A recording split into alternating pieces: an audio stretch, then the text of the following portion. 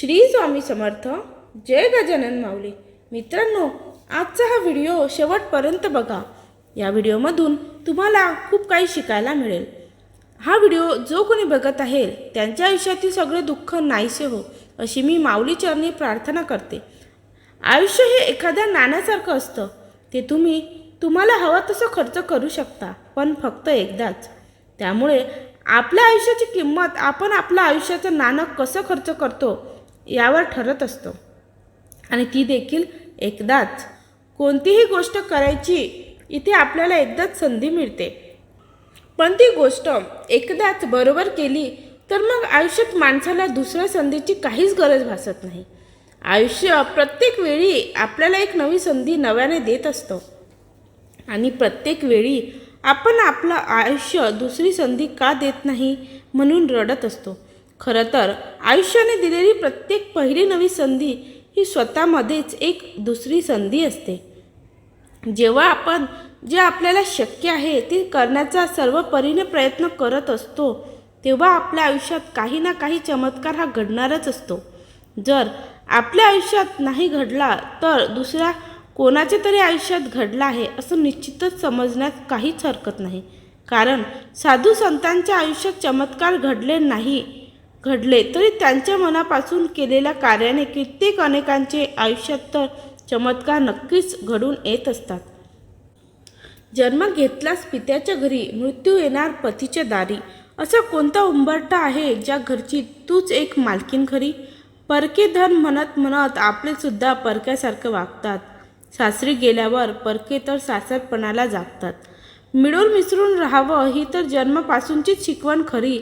असा कोणता उंबरठा आहे ज्या घरची तूच एक मालकीन खरी? मुले, घरकाम, नोकरीशिवाय संसारच आजकाल थकत नाही. कौतुकाची 2 फुले नवरासुद्धा कधी वाहत नाही. कितीही त्रास झाला तरी मूग गिळून गप्प बसावं लागतं. कारण म्हणतात ना, सासरी जाताना तोंड शिवून जावं लागतं. प्रत्येक वादाचा शेवट असतो जा मग तुझ्या बापाच्या घरी. असा कोणता उंबरठा आहे ज्या घरची तूच तुझी मालकीन खरी? कधी मिळणार प्रत्येक स्त्रीला तिच्या हक्काचं घर, ज्यातील प्रत्येक गोष्ट तिच्या आवडीनुसार होणार? फर्निचर, कपडे, स्वयंपाकाचं काय तर तिच्या आनंदाचं गाणं ती मोठ्याने आवाजात गाऊ शकणार. तिच्या सुखावर खुश होऊन लक्ष्मीही येईल मग तुझ्या दारी. मोकळा श्वास घेत अभिमानाने जगू शकेल ती ज्या घरी त्याच घरची असेल ती मालकीन खरी. एकदा काय झालं, माणूस पैसा पैसा करू लागला. पैशापायी नाती गोती विसरू लागला. दुसऱ्यांना कमी लेखू लागला. पैशालाच देव मानू लागला. मग काय व्हायचं ते झालंच. पैसा अचानक मोठा झाला. माणसाला स्वतःच्या तालावर नाचवू लागला. माणसापासून माणुसकी त्याने हिरावून घेतली. माणसाचा पुरता राक्षस करून ठेवला. पण तरीही माणसाचे डोळे उघडले नाही. माणसाला अजूनही कळलेलं नाही की पैसा एक वेळ कमावता येतो, पण एखादा माणूस आयुष्यातून निघून गेला की त्याला परत बोलवता येत नाही. स्वतःच्या अहंकारामुळे तुटलेली नाती जुळत नाही आणि पैशाला परमेश्वर मानणाऱ्याची मदत स्वतः परमेश्वरही करू शकत नाही. पुरुषांपेक्षा स्त्री जास्त कणखर वाटते. कितीही असंख्य जीवघेणे प्रसंग तिच्या आयुष्यात येतात, ती पेलून नेण्याची ताकद तिच्यात असते. दडपण आलं म्हणून ती व्यसनाधीन कधीच होत नाही. सगळं दुःख पचवून चेहरा हसरा ठेवण्याचं सामर्थ्य तिच्यात असतं. वयानुरूप आपण किती गोष्टी आपोआप सोडल्या ह्याचा आढावा घेणंही फार मजेशीर होतं. गाभुळलेली चिंच अनेक वर्षात खाल्ली नव्हती.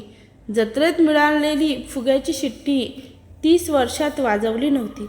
चटक्यांच्या बिया घासून एकमेकांना चटके दिले नव्हते. परिस्थितीने दिलेलेच सहन करता करता पुरेवाट होत होती. कापसाच्या म्हातारीने उठता उठता आपला बाळपणीचा काळ सुखाचा स्वतःबरोबर कधी नेला ते कळलंच नाही. त्या उडणाऱ्या म्हातारीने हे सगळं आनंद नेले. त्याच्याच बदली तिचं वार्धक्य तिने आपलं दिलं. आयुष्यातील कुठलाच व कोणाचाच प्रवास सोपा नसतो. म्हणून कधीच कोणाच्या आयुष्याची स्वतःशी तुलना करू नका. कारण ज्याला ठेच लागते त्यालाच त्याच्या वेदना माहीत असतात. आपलं आयुष्य आपल्या पद्धतीने जगा. लोकांसारखं जगायला जाऊ नका. ज्याला दुःखाची जाणीव असते त्याला सुखाची किंमतही असते. म्हणून आपण जे एक दिवस काढले आहेत त्याची नेहमी आपण जाणीव ठेवावी. सुंदर चेहरा म्हातारा होतो, बलाढ्य शरीर एक दिवस गळून पडते, पदसुद्धा एक दिवस निघून जातं, परंतु एक चांगला माणूस नेहमी चांगलाच राहतो. रोज स्वतःला सांगा, आजचा दिवस सुंदर आहे. मी रोज जे काही करतो किंवा मला वाटते त्यापेक्षा मी बरेच जास्त काही करू शकतो. नुसती काळजी आणि दुःख करून काहीच नाही होणार. मी स्वतःला झोकून प्रयत्न केले तर मी नक्कीच समाधानी होईल. रोजचं असे क्षण असतात जे आनंदाने भरलेले असतात. आज मी स्वतः आनंदी राहील आणि इतरांनाही आनंद देईल. जीवन सुंदर आहे आणि मी ते अजून सुंदर करणार. येणारा दिवस आनंदाने जगणार. गैरसमजुतीचा फक्त एकच क्षण खूप धोकादायक ठरू शकतो, कारण काही मिनिटांमध्येच आपण एकत्र घालवलेल्या 100 सुखाच्या क्षणाचा तो विसर पाडतो. म्हणून गैरसमज टाळा. जर प्रत्येकाने आपला विचार करताना दुसऱ्याच्या मनाचा व मनाचा विचार केला तर नात्यात किंवा मैत्रीत कधीच दुरावा येणार नाही आणि वाईटपणा येणार नाही. श्री स्वामी समर्थ. जय गजानन माऊली. तुम्हाला जर आजचा व्हिडिओ आवडला असेल तर चॅनलला नक्कीच सबस्क्राईब करा व व्हिडिओला एक लाईक करून कमेंटमध्ये श्री स्वामी समर्थ जय गजानन माऊली नक्की लिहा. सत्य स्वीकारणारी, स्वतःची चूक कबूल करणारी, इतरांचं मोठेपण मान्य करणारी, दुसऱ्याच्या आनंदात स्वतःचा आनंद शोधणारी, आपल्यापेक्षा लहानांना सन्मान देणारी, कुणाच्याही संकटात धावून जाणारी, कुणाच्या मार्गात अडथळा न आणणारी, आपल्या कामावर श्रद्धा ठेवणारी, अशी व्यक्ती देव नसली तरी ती देवापेक्षा कमी नाही आहे. कुटुंब. आजीशिवाय संस्कार नाहीत, आजोबाशिवाय संघर्ष नाही, आईशिवाय घराला घरपण नाही, बाबाशिवाय आयुष्याला अर्थ नाही, बहिणीशिवाय मजा मस्ती नाही आणि भावाशिवाय लाड नाही, भांडण नाही आणि यांच्याशिवाय 4 भिंतीला घरसुद्धा म्हणता येणार नाही. निसर्गाचा नियम आहे की एका जागी दुसरी गोष्ट आली की पहिली निघून जाते. प्रकाश आला की अंधार निघून जातो. पाणी आले की धूळ घाण निघून जाते. हवा आली की उष्णता निघून जाते. त्याचप्रमाणे आपल्या मनात चांगले विचार आले की वाईट विचार आपोआप निघून जातात. म्हणून नेहमी चांगले विचार करा. आपला हेतू शुद्ध आणि प्रामाणिक असेल तर आपल्या टीका करणाऱ्या टीकेला काहीच महत्त्व नसते. चांगल्या कर्माची फळे चांगलीच असतात. मुखातून गेलेला राम आणि निस्वार्थपणे केलेले काम कधीही व्यर्थ जात नाही.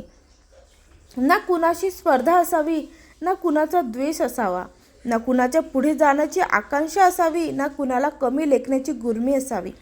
फक्त स्वतःला सिद्ध करण्याची जिद्द असावी. माणूस हा बाह्य सौंदर्यापेक्षा अंतरंगातील सौंदर्याने श्रीमंत असला पाहिजे, कारण बाह्य सौंदर्य हे वाढत्या वयाप्रमाणे कमी होत जातं, पण अंतरंगातील सौंदर्य मात्र माणसाला अखेरच्या श्वासापर्यंत माणुसकीने वागायला शिकवतं. उकिरड्यावर घोगणाऱ्या माशांना मधाचा अवीट गोडी वर्णन करत बसण्यात मधमाशी कधीच आपला वेळ व्यर्थ दवडत नाही.